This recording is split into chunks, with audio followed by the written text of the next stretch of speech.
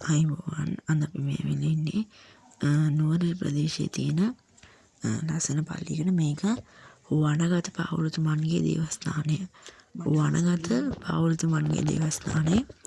ඉතින් මේක හරි ඓතිහාසික පල්ලියක්. මෙතන මේ ඉන්නේ වනගත පාවොළුතුමා, වනගත සුද්ධ පාවොළුතුමා. ඉතින් මේ පල්ලිය හරිම ලස්සනයි. මේකට මම ගියේ නුවරඑළිය ප්‍රදේශයෙන් ටවුන් එකේ ඉඳලා කිලෝමීටර් 5ක් වගේ. නුවරඑළිය ටවුන් එකේ තියෙන ෆැන්සි සේවමන්දගේ පල්ලිය. මම මේකේ වීඩියෝ එකක් දානවා. ඒ වීඩියෝ එකේ ඉඳලා කිලෝමීටර් 5ක දුරින් තමයි තියෙන්නේ. ලස්සන view එකක් තියෙන පල්ලියක්.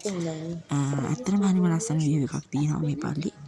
ඒ වගේම මේ පල්ලිය අවුරුදු 200ක් පරණ කුරුසයක් තියෙන එකක් මම අවසානයේ පෙන්නන්නම් වීඩියෝ එකේ.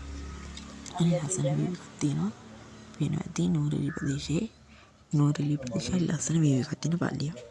ඉතින් දැන් මම පෙන්වන්නේ අර කුරුසේ. මේ තියෙන්නේ ඒ කුණුසෙට හුණු ගානවා. ඒ කුණුසෙට හුණු ගානවලු මිනිස්සු ඇවිල්ලා බාරහාර වෙදි හුණු ගානවලු. යක් නැහැ බිත්තියේ හුණු වලින් ලියනවලු. එතකොට ඒ කුරුසේ අවුරුදු 200ක් පරණයි. මේක වනගත සුද්ධෝ වනගත පාවොළුතුමාගේ දේවස්ථානය. ඔයාලත් යන්න. ප්‍රතිහාරය තියෙන ගොඩක් හොඳ පල්ලියක්. ජේසුස් පිටයි.